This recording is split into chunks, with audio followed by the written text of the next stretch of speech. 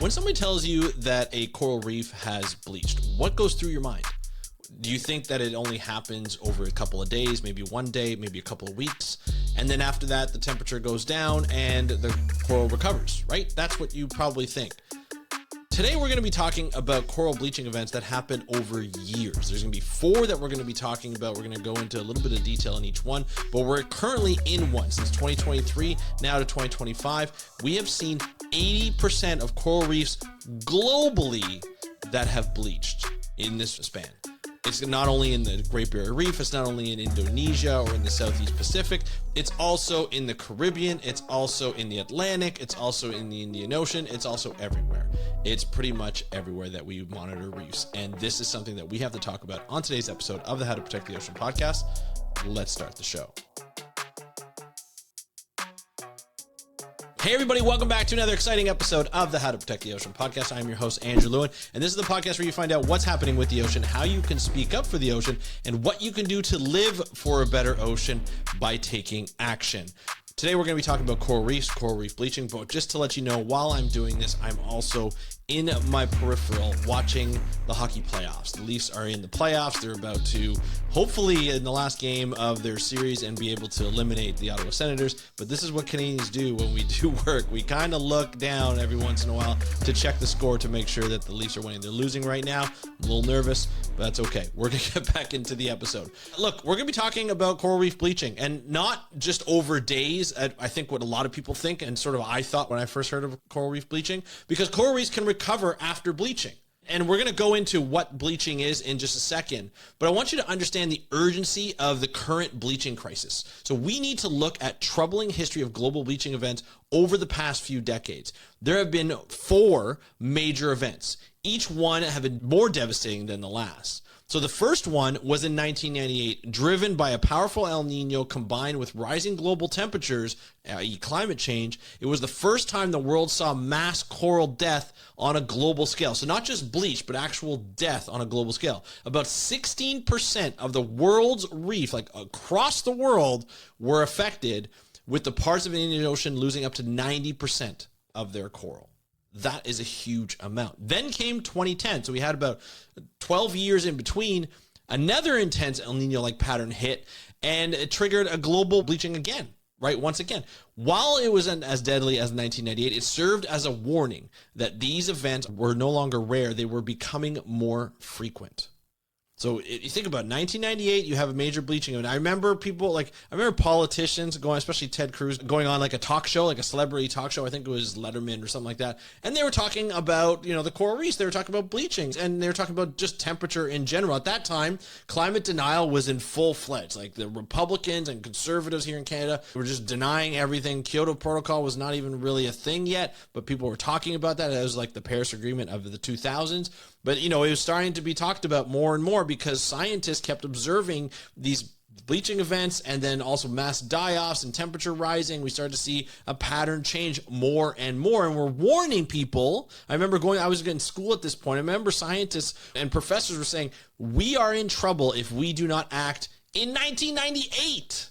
In 1998, we were going to be in trouble if we didn't act. Look, we are now 2025, haven't acted as fast as what we needed to. But then, you go 2010, you think you're done, you think you're okay, you think you're out of it. Denialism is still hot and ready.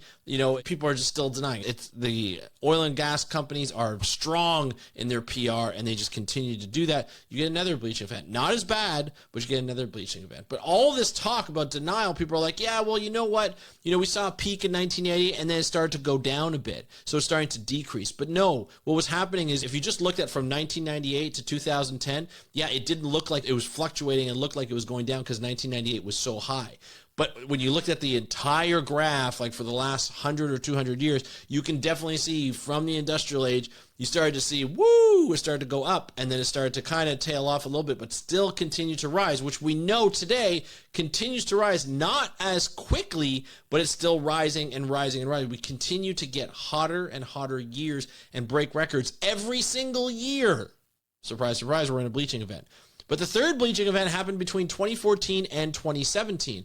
This was the longest and most widespread bleaching event on record at the time. It struck hard across the Pacific, the Indian, and the Atlantic Oceans. The Great Barrier Reef in particular suffered catastrophic losses. Parts of it experienced back-to-back bleaching with little time to recover. So again, coral reefs can recover from bleaching, but if it's too long, if it's one of those times where it's like the temperature stays long, like above 40 degrees Celsius for too long in a row, in too many days in a row, we're talking about 40, 50 days, then bleaching will continue and the coral will eventually die because it can't get the products it needs from the algae that's in them, right? And we'll talk about that in just a second. So from 2014 to 2017 was the third event. That's 3 years. That's 3 years, right? And you're sitting there, you're like, hold on a second here. That was the longest. Now we're in the midst of a fourth global bleaching event. And from 2023, and we're now today, 2025. So we don't know when this is ending. It's not ending. It hasn't ended yet.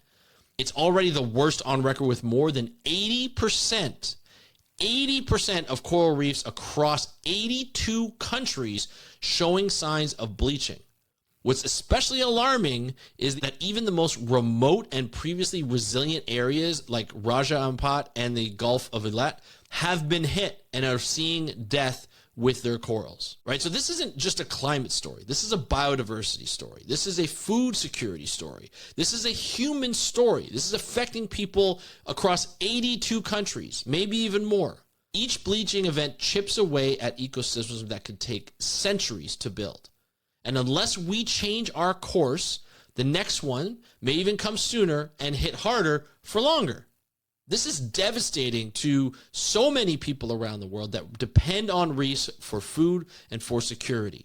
Coral reefs are biodiversity hotspots that they contain about a third of the species in the ocean that we know of, right? There's probably a lot more, but they contain a third of the species that we know of.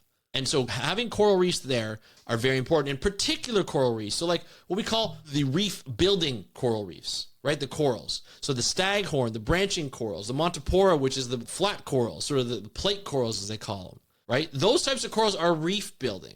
They build out those reefs. They provide those hiding spots that brings in the biodiversity of invertebrates and vertebrates like fish and so forth, invertebrates like crabs, shrimp, and that kind of stuff, that brings in all the big fish. It brings in the sharks. It brings in everything. It's this home that is a huge biodiversity hotspot, but it also provides security for the coastline. Back in 2004, when we had the tsunami on Christmas Day, right? Christmas and Boxing Day in the Indian Ocean. It affected Africa, it affected South Asia, and it affected a lot of the islands in the Southeast Pacific. These places were devastated. And the places that actually survived the best and did the best from a coastal resilient point of view had coral reefs that were intact, had seagrass beds that were intact, had mangroves that were intact, meaning that they were up and running and they were healthy. A lot of places that didn't have those coral systems or seagrass systems or mangrove systems had huge losses of not only people, but just land because the water just went right over it. There was nothing to stop it. The coastal security that coral reefs provide is dissipation of energy from waves. That means if a tsunami wave comes over, it's got all this energy, it's got all this momentum, and it hits a coral reef. All that coral reef with its branching corals and all these different areas, it provides resistance to the wave. So the energy, the speed, and the power dissipates as it goes over the reef. And then it'll dissipate again as it goes over seagrass habitat. And it'll dissipate again as it goes over mangrove habitat, especially when it starts to come on land. These mangroves are thick. If you've never tried to trek through a mangrove area without those, those nice boardwalks that sometimes people put through, it's almost impossible. So when a wave hits those, then it really dissipates the energy and it breaks up the waves and it's not as hard hit. That city or village or towns that are behind there are not hardest hit, right? That's what happened in 2004. But now, even as bleaching events started to happen, and it continues to happen longer and longer periods and getting worse and worse. So in 2014 to 2017, 60% of the corals around the world died. Now it's 80%. Not recovering, guys. This is not recovering very well. And what's going to happen over time is we're going to see a change in the makeup of corals. So we're going to get less of these hard corals, like the staghorn corals, the branching corals, and the plate corals. And we're going to start to see more soft corals that maybe are a little bit more heat resistant. So let's get into why that's important to know. So when you look at a coral reef, right, it has this hard body a lot of the times, or soft body, depending if it's hard coral or soft coral. But it has this body, it has this like skeleton. And a lot of times like the hard corals are like a limestone skeleton. And over that skeleton, you have this fleshy material, which is the coral. And that coral gets its food from this little tiny microscopic organism called a zooanthelle. It's basically an algae cell. And many, many algae cells within this body, within this kind of coral skeleton, if you will. And that algae gets its energy from the sun, from photosynthesis. That's how it feeds. And the byproducts of that is like calcium and other stuff, right? And so that calcium helps build the coral reefs. It helps build the skeleton of that coral so the fleshiness can stand on top. And the food it gets, like the byproducts it gets, and it actually becomes a healthy coral. That's the simplistic version of how a coral eats and how it becomes so beautiful in the different colors and the radiant colors. It's the algae inside that reflect those colors, right? That's what we're seeing. Now, if the water gets too hot, those algae are like, I don't like it in here. I'm out of here. And they get expelled. Even the coral's like, no, you got to go. It's getting too hot. I can't handle you in here. You got to go. I got to start looking at my body and starting to just contain it whatever I can. So it expels the zooanthelle into the water column. As long as the temperature stays that temperature, the coral's like, no, I got to get rid of everything. So it loses its color, eventually loses like the fleshiness of the coral around it, all the polyps, all those little polyps that feed, and then the coral can't sustain itself. If the zooanthelle goes away for too long, then it won't come back, and then coral dies because it has no way of feeding. If the temperature goes down and the zooanthelle comes back, these little, algae cells come back, then it can recover a little bit, depending on how badly it's gone or how long it's been bleached. That's why you get the white bleaching, is when the zooanthelle are out, you lose the color, it's white, it's bleached. But when it comes back, then it can be healthy again. Now we have to even go further down, is looking at the different types of zooanthelle. Now, the research that I've done a while ago is there's pretty much 4 different types.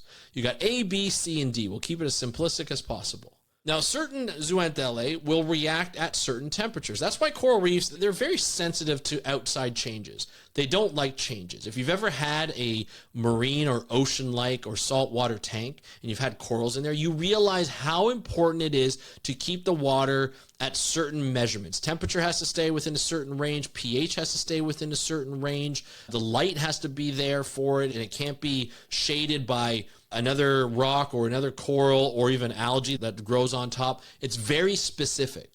And anytime those values go outside of that range, the coral is not healthy. So if you get the temperature that comes in and heats it up, then the zooanthelle get expelled, and that happens. So if it happens for over a long period of time, you're not going to get that zooanthelle back, and you're going to get death to the coral. Going back to the different types of zooanthelle, they have different heat signatures. So different ranges of tolerance for heat. So if you think about it, and I don't know for sure, but if you think about A as the lowest range, so it's very specific. So if anything goes above or outside of that range by going higher or even lower, but in this case it's going higher, then those zooanthelle were like, I'm out, we're gone. B is a little higher tolerance, C is a little higher tolerance, and D is a little higher tolerance, right? And D is what people are looking at and really looking at what corals will like D, because certain corals like certain zooanthelle. They'll be benefiting more of the coral depending on the type of zooanthelle. So if you have D that only likes soft corals, and the D zooanthelle are going to be more heat tolerant to a higher temperature, then we're going to start to see more of these soft corals that like the zooanthelle, that the type D zooanthelle, around in the coral reefs. So we're going to see a change. But if the staghorn, like the branching or the plate corals, are there, or the boulder corals, like hard corals that are boulders, if they like the type A, which is the lowest range, then a higher temperature range is not going to be suitable for those types of corals. So essentially what's going to happen is we may not see the loss of corals completely, but we're definitely going to see a shift in the makeup of what the coral reefs will look like. And that may affect what type of fish, what type of invertebrates are on these types of reefs, what protection it gives. Because there's a real difference between a soft coral and a hard coral when you think about hiding spots. A soft coral is a little bit more permeable to moving around. A hard coral, it breaks, it's hard. If you try to get in there, if you're a fish trying to get like a crab or a shrimp, it's very difficult to get in there if these corals are, not protecting, or if these corals are soft. It's easier to get in. I can move it around with my snout, or I can, move it around with my jaw, whatever you need to do. But if it's hard, it's really difficult for some of these fish to get in there without getting cut or without getting damaged.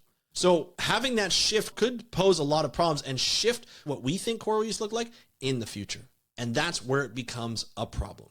So if you think about it, we may not lose corals altogether, but we're going to lose the corals that we know and love and that provide the coral reef biodiversity as well as security for our coastal systems, which we need more and more and more as climate change gets bigger. So what do we do? Andrew, you're telling me a lot of depressing stuff. What do we do? Look, we've gone through the problem. We're looking at the science. We're looking at the biology and the ecology. Now, what do we do? The biggest thing is we got to talk to our government officials. We got to say we need to lower down greenhouse gases, and we need to do better when we're looking at this stuff, right? Because coral reefs are affected because the heat's rising, because the greenhouse gases are going up, and it's because of a lot of developed countries or industrialized countries who are providing that type of pollution or providing that type of greenhouse gas that's affecting the global temperatures. We need to reduce those. That's not a quick turnaround. It's not a short-term solution. We need to do that as a long-term solution. But we got to stop voting in these people who are in these governments that love to go against the grain and start calling climate change as a hoax. They don't know anything about science. They're not educated in science, and they're not practical. And they're not looking at renewable energies, clean energies that will not provide CO2 or methane gases in the atmosphere. Everything else needs to change. We need to change the way we think. We need to change the way we do life, which is not easy, but we're getting in trouble here, folks. We are in trouble. We're seeing wildfires, we're seeing droughts, we're seeing flooding, we're seeing tsunamis, we're seeing earthquakes. Volcanoes are increasing, and that could be linked to climate change, which I'll cover in the next episode. We are seeing some problems, and it's not going to go away. So we need to do something about it. If you love coral reefs the way they are, if you are a diver, if you are a surfer, if you just love the ocean and you want to see more of these corals, we need to act by speaking to your government representatives. As a community, as a region, as a country, as a world population, we cannot take these governments that are not doing anything about climate change. In fact, going backwards and making it worse. That's what we have to do. And it's on us to make sure our governments do it. We vote them in. And if they're not listening to us when they're voted in, get them out the next time you vote. I know it's a long period of time, but you got to get them out because we are in peril. This is not a joke. This is not exaggerating. These coral reefs, 80% of them have died. Even the ones that are remote that we actually thought, hey, a few years ago, the ones that are remote actually do okay. Because there's less cumulative effects. I remember covering them on stories. Nope, not anymore. It's too much now. Too much, too high, too long. Temperature is just too much. So that's what we have to do. That's the call to action. Act. Speak to your government representatives. And that's the episode for today. If you have any questions or comments, leave them in the comments below if you're watching this on YouTube. If you're listening to this on audio podcast, which I love because this is the way I started and I continue to love it, please get a hold of me. Either go to speakupforblue.com, hit the contact page, fill out the form that goes right to my personal email, or you can go to Instagram, hit me up on @HowToProtectTheOcean. That's @HowToProtectTheOcean. Just DM me. Love to hear your comments, what you thought of the episode, what you think, and what you're trying to do to talk to your government representative. I'd love to hear people's stories about talking to the government representatives, whether they're listening or they're not, or how you're approaching it. Let me know. Hit me up on Instagram @HowToProtectTheOcean. I want to thank you for joining me on today's episode of the How to Protect the Ocean podcast. I am your host, Andrew Lewin, from the True North, Strong and Free. Have a great day. We'll talk to you next time, and happy conservation.